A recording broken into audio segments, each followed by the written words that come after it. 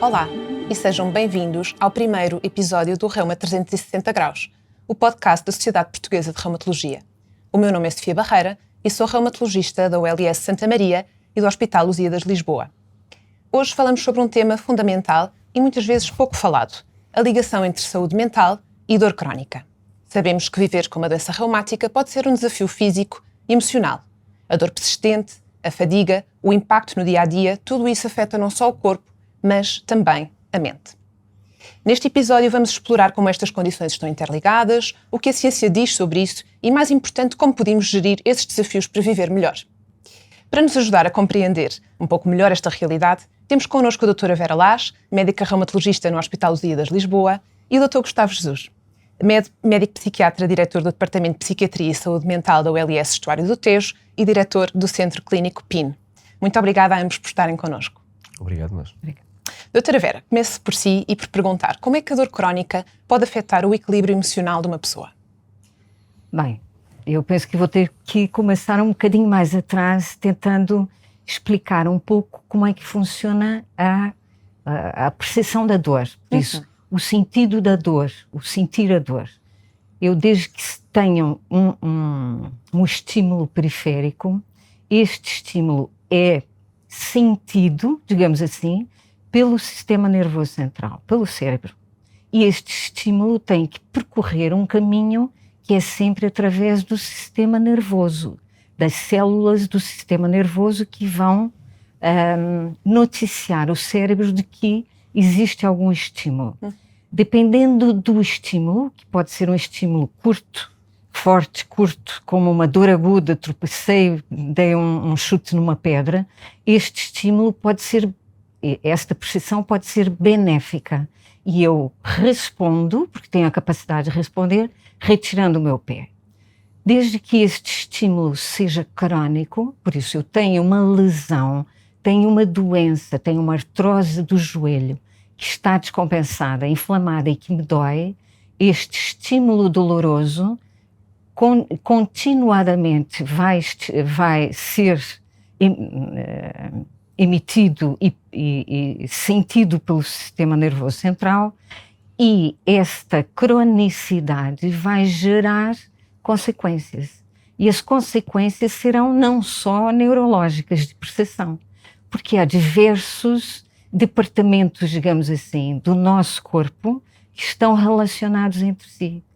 Por isso, este estímulo continuado vai gerar um processo inflamatório não só localizado no sistema nervoso, como pode influenciar outros sistemas, como o hormonal, como o imunológico, e vai dar uma série de respostas, dependendo de cada um de nós, da maneira como o nosso sistema nervoso central está organizado, na resposta que vamos ter, e dependendo de outros fatores, como ambientais e como genéticos até. Mas, sim, isto pode acontecer, e em acontecendo pode haver um desequilíbrio de substâncias que mediam todo esse trajeto e toda essa evolução, e que podem interferir no nosso sistema psíquico, digamos assim, não é? E podem gerar estados de ansiedade emocionais, podem gerar estados de ansiedade e depressão. Sim, isso é verdadeiro. E esta associação nas doenças reumáticas é frequente? Esta associação, digamos que, sabendo que mais de 85% das doenças reumáticas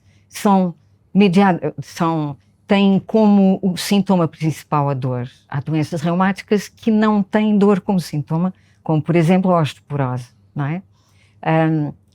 Dentro destas, sabendo que 50% dos doentes com dor podem ter depressão ou ansiedade, eu vou dizer que 40% ou mais de 40% dos doentes reumáticos vai ser acometido por sintomas e por alterações que vão ser diagnosticadas como ansiedade e depressão. Sim.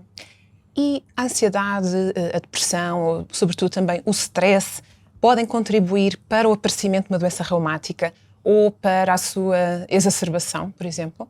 Com certeza. Isto já há muitos estudos que comprovam que o estresse altera não só estes eixos que já expliquei, como também a produção de hormonas que são responsáveis por inibir a imunidade ou por alterar a imunidade daquele doente e que são responsáveis por o desencadear de alterações autoimunes em pessoas geneticamente predisponentes ou então de piorar doenças já existentes, não é?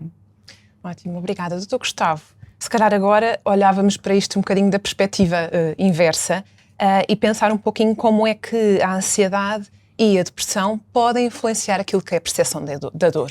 Há pouco falámos um pouquinho de um dos tipos de dor, da dor nociceptiva, da dor relacionada também com então esta estimulação periférica, mas nós sabemos que também existem outros tipos de dor e que todas elas, e é isso que estamos a tentar desvendar um pouco aqui, podem ter relação com a emoção e com a ansiedade e com a depressão. Sim, é verdade. Aliás, eu até gostaria de dizer, antes de mais, cumprimentar a moderadora e a doutora Vera, com quem tenho sempre um gosto em estar presente neste tipo de iniciativa, e chamar a atenção para o facto de que, precisamente, quando me perguntam, vamos então olhar agora para este assunto da perspectiva inversa, isso em si também deve ser discutido, porque o corpo é um só, e portanto o cérebro influencia aquilo que se passa no restante do corpo e o corpo no cérebro, porque é uma unidade sistémica, não é? E o sistema, quando está desequilibrado, leva a consequências a múltiplos níveis clínicos.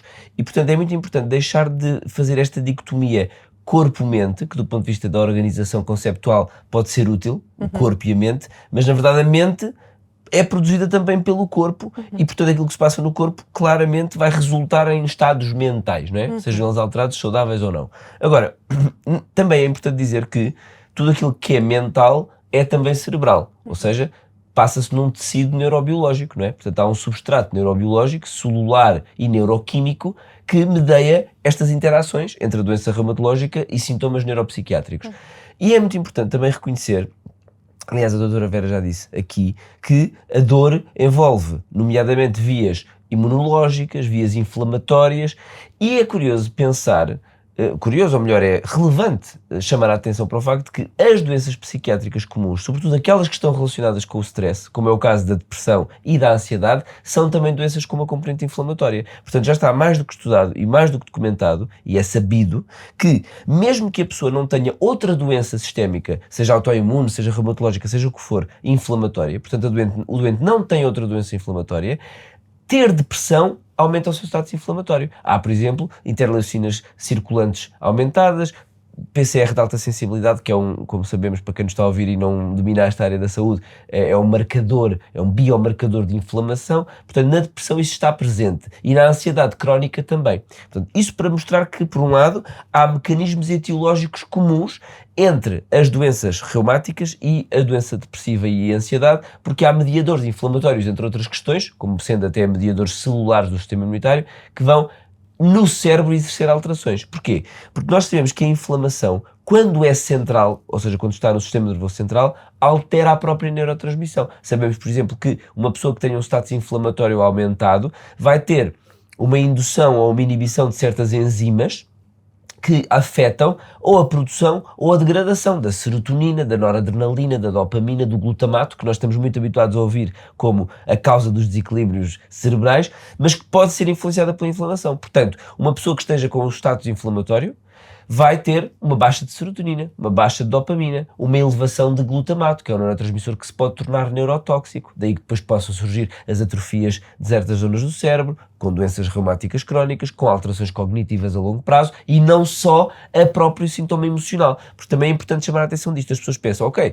é normal, eu tenho uma doença reumática, isto não é agradável, logo eu estou deprimido. Mas pronto, não passa muito disto, mas não é verdade, porque a manutenção do quadro clínico, seja por uma via, quer por outra, vão levar a alterações estruturais a longo prazo, nomeadamente esta inflamação no próprio cérebro leva, por exemplo, à perda de volume cortical, ou à perda de volume do hipocampo, com queixas cognitivas que são depois mais difíceis de tratar. Mas agora respondendo diretamente à sua pergunta, que é como é que depois a parte psiquiátrica vai manifestar-se, ou vai, digamos, influenciar a manifestação da dor, também é muito relevante dizer que digamos que as regiões do cérebro que codificam a percepção da dor não só a percepção da dor, da qual a doutora Vera falou já com bastante profundidade, mas também o revestimento emocional da própria dor, porque quem trabalha como nós, tanto reumatologistas como psiquiatras, com doentes com dor, sabe como a dor é frequentemente envolvida de um componente emocional muito forte. Isso acontece porque as zonas do cérebro que codificam a dor e a percepção da dor e o revestimento emocional da dor são as mesmas zonas que codificam as respostas emocionais, nomeadamente certas zonas corticais, como o córtex cingulado anterior, por exemplo, ou zonas do sistema límbico. Por isso, e muitas vezes, aliás, até se diz que, e até há exames de imagiologia funcional, ou seja, quando se vai ver numa ressonância com certas tarefas que se dão aos doentes para fazer. Vou-lhe dar um exemplo. Há um paradigma experimental em psiquiatria que é um paradigma de rejeição social. Ou seja, há um programa de computador em que a pessoa é industriada a jogar com o programa. E no programa, supostamente, há um indivíduo que está noutra zona do planeta que interage connosco. Só que aquilo, na verdade, não é nenhum indivíduo, é um algoritmo informático. E esse algoritmo está programado para, numas pessoas, interagir muito bem e noutras pessoas começar a rejeitar. E estas pessoas que são rejeitadas socialmente acendem no cérebro regiões que são as mesmas onde a dor é codificada. Ou seja, no fundo é como se o cérebro não distinguisse muito bem o que é uma dor física de uma dor emocional. E portanto é fácil de perceber neste contexto que quando nós próprios num estado emocional alterado, quando estamos com depressão, quando estamos com ansiedade, que é um estado que cognitivamente já dá um viés de interpretação, porque aliás, todos nós já estivemos ansiosos ou tristes, mesmo que não estejamos estado doentes, não é? Mas passamos por tristeza e ansiedade e sabemos que quando estamos muito ansiosos, vemos as coisas de outra maneira. Até o tempo passa de uma forma diferente. Não é? Quando estamos muito ansiosos parece que o tempo nunca mais passa. Ou quando estamos muito tristes, qualquer coisa que nos digam magoa-nos muito mais do que se estivermos bem. O nosso limiar muda um bocadinho. Modifica. E por isso é importante reconhecer isto, que é, se a pessoa está então, se o próprio estado emocional altera a percepção dos acontecimentos, então imaginemos uma doença dos estados emocionais. Portanto, a depressão e a ansiedade o que fazem é, no fundo, modificar esta codificação da dor e muito frequentemente amplificam a resposta da dor, diminuem a resposta aos tratamentos, cronificam essas respostas. Portanto, em termos não só de duração, como de intensidade, como depois da possibilidade de conceptualizar aquilo como uma coisa que vai melhorar ou não. Obrigada. Eu, se calhar, gostava agora de pegarmos aqui num exemplo talvez paradigmático, a fibromialgia, que é uma doença que se caracteriza por dor crónica, não só, não é? Também a fadiga, o impacto na qualidade do sono, por exemplo, mas nestes doentes encontramos por vezes uma elevada prevalência, quer de depressão, quer de ansiedade. Podemos considerar que a ansiedade ou a depressão são uma causa, ou serão uma consequência, ou não é nada disto? Ou será que não é exatamente aquilo que eu dizia há pouco, ser uma mesma entidade? Ou seja, primeiro, aliás, a doutora Vera comentava comigo recentemente que o termo fibromialgia está bastante revestido de estigma. É engraçado que a doutora Vera chama a atenção para isto, porque na verdade isso é uma coisa que acontece muito com a doença mental. Ou seja, qualquer doença mental está revestida de estigma. É curioso que a fibromialgia dentro da reumatologia esteja revestida de estigma, quase que é como se fosse uma doença mental dentro da reumatologia. Sim. E de facto é. Agora, a questão é que nós temos que deixar de observar isto como mental versus orgânico. Como se as pessoas que têm uma doença sem uma alteração morfológica objetivável pelos exames complementares, morfológica ou química até alterada, não é? Não tem um marcador, não tem uma lesão, então é tudo da sua cabeça. Aliás, há vários estudos que mostram que a própria forma como os médicos comunicam os diagnósticos aos seus doentes altera a percepção do doente sobre isso. Por exemplo, quando lhes dizem é tudo da sua cabeça, isso leva a uma grande rejeição e a uma grande falta de aceitação do diagnóstico e logo isso tem uma implicação também prognóstica. Portanto, realmente, eu acho que a fibromialgia está revestida de estigma. Esta questão, como já disse, da dicotomia mental-orgânica é artificial. O que provavelmente acontece é que se trata de uma doença funcional, ou seja, ao contrário das doenças em que nós encontramos uma lesão ou um marcador biológico no sangue, aqui não encontramos isso, mas se fizermos, e aliás há estudos que mostram isso, ressonâncias magnéticas funcionais a doentes com fibromialgia, para quem nos está a ouvir, são aqueles exames em que não é só para ver o cérebro, é para ver o cérebro a funcionar, para ver os neurónios a comunicar entre si, nós vemos que a fibromialgia tem alterações. Portanto, de facto, há alterações neuroquímicas, há alterações nas sinapses dos neurónios, tal como acontece nas doenças mentais. E por esse motivo, no fundo, é uma entidade única, na minha opinião. É uma entidade que tem sintomatologia mista, tem uma sintomatologia de dor e tem uma sintomatologia depressiva e uma sintomatologia ansiosa. E não só na fibromialgia, mas então também noutras condições em que, como nós já vimos, temos talvez estes vários domínios, portanto não é algo que possamos dicotomizar e separar, mas vários domínios da dor, a depressão, a ansiedade, que no fundo acabam por funcionar aqui um bocadinho como um ciclo vicioso, não é? Tivemos a ver que alterações de estado mental alteram um bocadinho a nossa capacidade de percepção e a forma como percepcionamos a dor, por sua vez, também influencia o nosso estado mental. Como é que nós podemos quebrar um bocadinho este ciclo vicioso? Há algumas estratégias que nos possam ajudar a gerir isto e a quebrar esta pescadinha de rabo na boca. Sim, depois passo também à doutora Vera, que certamente terá estratégias também do ponto de vista dela. Mas eu diria que a primeira coisa, e nós somos médicos, portanto acho que primeiro falo para médicos, tem que haver também dentro da própria classe médica uma diminuição do estigma relativamente a estas doenças e perceber que não podemos desinvestir do tratamento. Portanto, o diagnóstico deve ser feito, deve ser bem comunicado, porque isso vai ter implicações prognósticas, e o tratamento deve ser persistente, porque muitas vezes o que acontece, isso também é verdade em pessoas com doença mental, aliás é muitas vezes visto que outras especialidades olham para a doença mental desta forma, pronto, esta pessoa tem depressão, portanto claro que as queixas vão ser um bocadinho alteradas e tal, portanto desvaloriza-se as queixas. E é muito importante que também nestas doenças como a fibromialgia continua a haver um investimento, ou seja, não melhorou, vamos alterar a terapêutica, não melhorou, vamos continuar a alterar.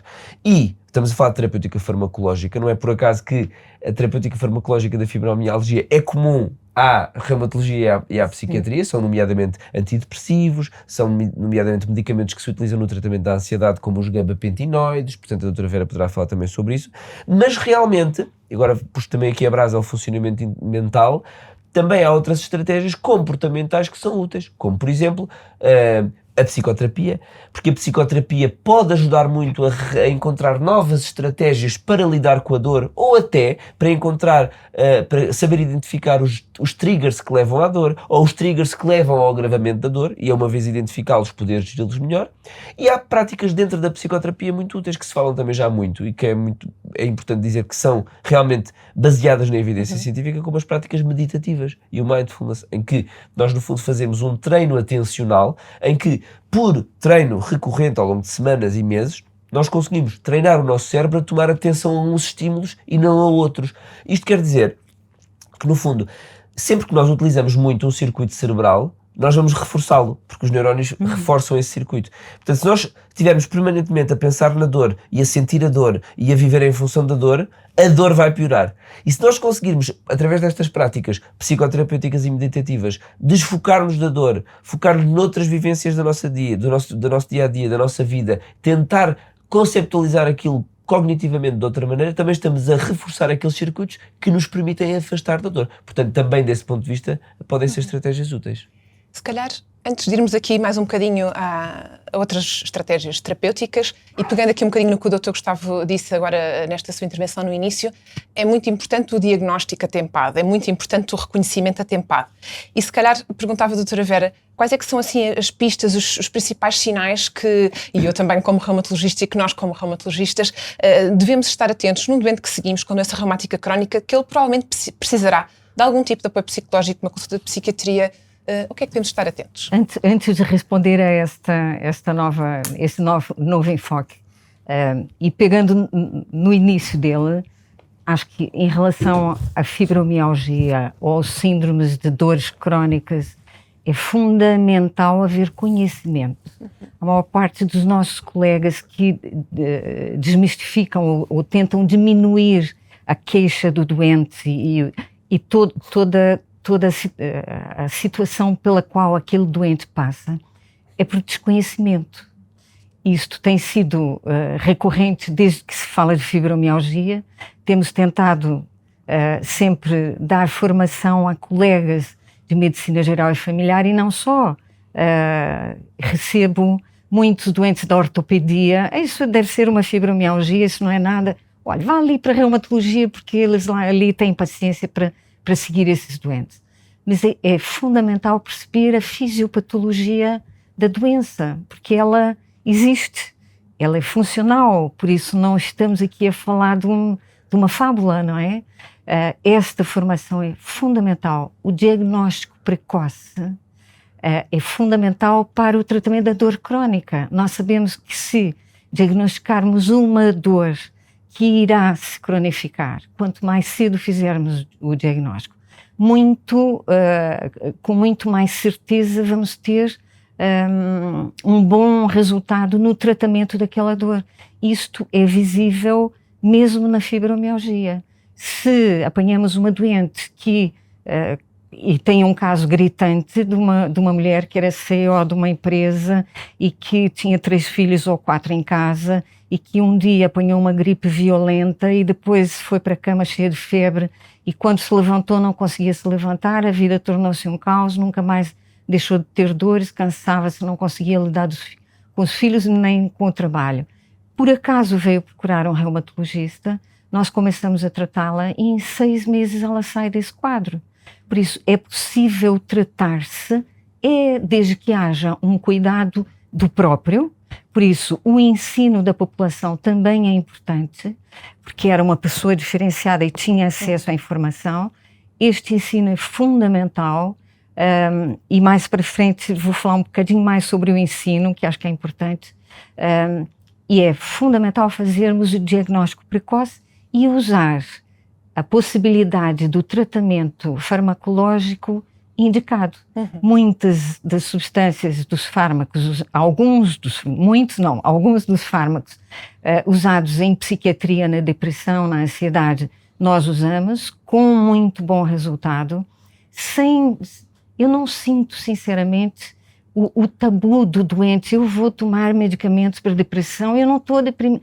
Não, os doentes estão tão massacrados pela dor que aceitam tomar a medicação se nós explicarmos muito bem o que se passa. Até porque a medicação, e há bocadinho também já estava a falar sobre isso, que muitas vezes é comum, ajuda também nos outros domínios da doença, não é? Na outra sintomatologia da doença. E, portanto, a medicação, que muitas vezes utilizamos para a ansiedade e para a depressão, também pode ser útil para controlar não só a dor, mas as outras manifestações. Com certeza. Entretanto, o tratamento farmacológico não é tudo na dor crónica, não é? Há diversos outros aspectos que têm que ser levados em consideração, como diagnosticar alterações do sono. O sono, porque cumpre aqui uma via muito pertença. Subscrevo a importância do sono. Muito pertença à dor, à via inflamatória, à via hormonal. O sono é fundamental. Se não fosse, não cuidávamos do sono dos nossos filhos com o cuidado que tomamos, mas nós próprios com o nosso acabamos por não tomar. Vamos desleixar. O sono é fundamental, o estilo de vida é fundamental e o exercício é muito importante, o exercício físico. Nós recomendamos tipicamente o exercício físico e na área da reumatologia nós estamos sempre a recomendar, não é? Não só para a proteção do aparelho locomotor, mas como parte ativa do tratamento de muitas doenças reumáticas. Os psiquiatras também prescrevem exercício físico? Bem, infelizmente menos do que eu gostaria. Se me perguntarem a mim diretamente, eu recomendo ativamente exercício físico. É uma coisa, aliás, que eu até tenho falado publicamente em alguns órgãos de comunicação sobre a importância do exercício físico na saúde mental. Porque há já inúmeros estudos que mostram que ele tem um papel preventivo. Portanto, por exemplo, se compararmos amostras populacionais de pessoas que fazem exercício físico regular com aquelas que não fazem, a taxa de depressão nos que não fazem é maior. Portanto, é tão simples como isso.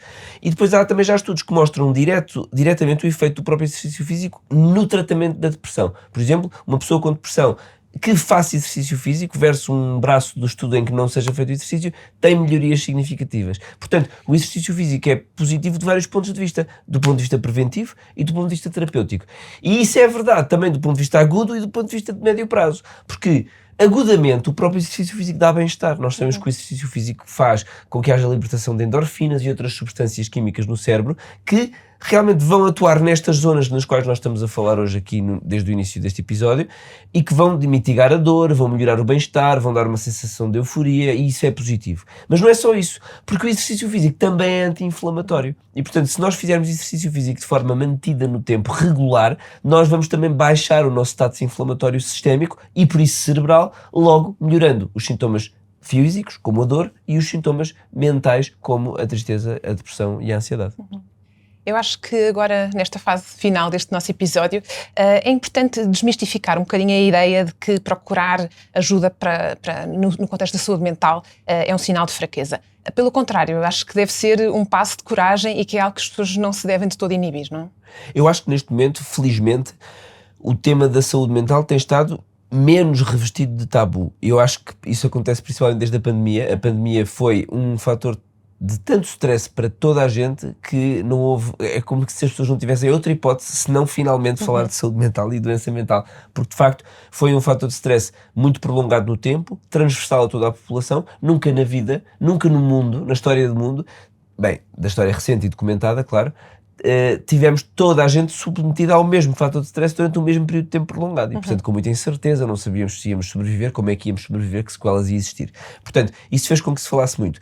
Agora, também é importante não cair naquela ideia de que se fizermos tudo bem, então vamos ter saúde mental, porque isso também é contraproducente, que é uma coisa que também existe um bocadinho nas redes sociais, que é, coma isto, faça aquilo, faça exercício, nada de mal lhe poderá acontecer. Se estás doente, alguma coisa de mal fizeste, e isto não faz sentido, porque também é culpabilizante. Portanto, é importante perceber que é realmente importante, previne a doença, ajuda a tratar, mas quando nós estamos de facto doentes, não basta fazer exercício, não basta comer bem, é preciso ir ao médico e fazer tratamento, e por isso é que não deve ser de forma nenhuma um tabu procurar um médico qualquer que seja a especialidade. E realmente o médico psiquiatra, que ainda assim é visto como um médico pela população um bocadinho diferente dos outros médicos, é importante que quem nos ouve perceba que é um médico como qualquer outro, com a mesma formação de base do curso de medicina e depois com uma especialização nas doenças mentais. Mas elas, como eu expliquei, têm muitos pontos em comum com as outras, incluindo do ponto de vista etiológico, portanto, do ponto de vista das causas.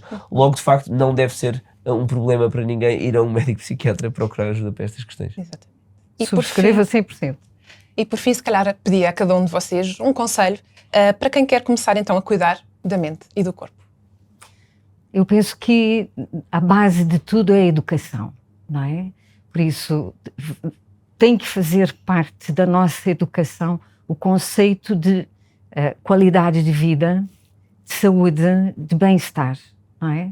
E isso temos que aprender desde crianças na família e temos que aproveitar a escola para reforçar esta noção. E a minha crítica, como eu tinha dito que voltaria a falar sobre o exercício físico, é uma pena que a escolaridade não aproveite a disciplina da educação física para ensinar a educação física. Hoje em dia nas escolas ensina-se desporto. Põe-se as crianças a fazer voleibol, a correrem, a fazerem handball, a nadarem, etc. E não se fala sobre benefícios e como é que temos o benefício através do exercício físico. Quais são os malefícios de não se fazer.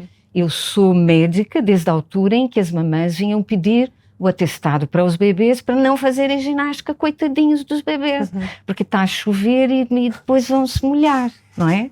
Por isso passava-se o atestado para a criança não fazer educação física.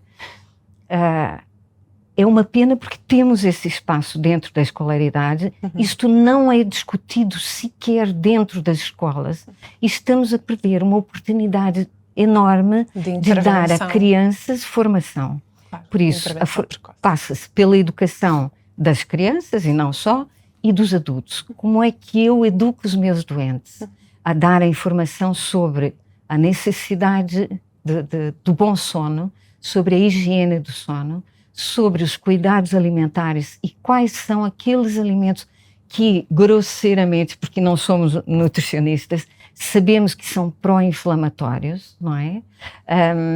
Em relação ao exercício físico, dentro da nossa especialidade como a reumatologia, o aparelho locomotor precisa ser tonificado, por isso o aparelho muscular tem que ser tonificado obrigatoriamente.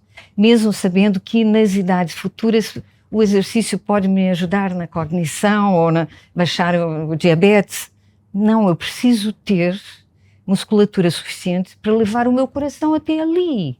Eu tenho que ter perninhas para levar a minha bexiga até a casa de banho. Porque não adianta nada eu ter uma boa cabeça e depois não ter perninhas para chegar à casa de banho. Por isso, tudo isto é preciso ser dito ao doente na perspectiva de ter uma boa qualidade de vida até o fim. Eu posso morrer com qualidade de vida. Isto é possível hoje em dia. Custa caro e dá muito trabalho, mas é possível. É possível. Não é?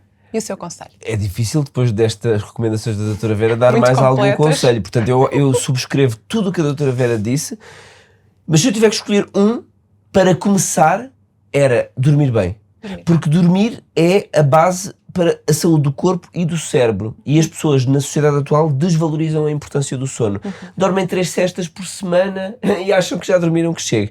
E o sono é importante que seja contínuo, que seja em número de horas suficiente, de preferência que seja noturno, para quem não trabalha por turnos, porque um bom sono regula o apetite, um bom sono é anti-inflamatório, um bom sono melhora o metabolismo do ponto de vista do lixo celular que é gerado durante o dia até no nosso cérebro, e além disso um bom sono, toda a gente sabe que quando dorme pior durante algum tempo até fica um bocadinho mais fragilizado, chora com mais facilidade ou irrita-se com facilidade. O sono é fundamental para a regulação emocional. E portanto, se eu tiver que dar um conselho para começar, é dormir bem, dormir que chegue, e depois a partir daí tudo o resto.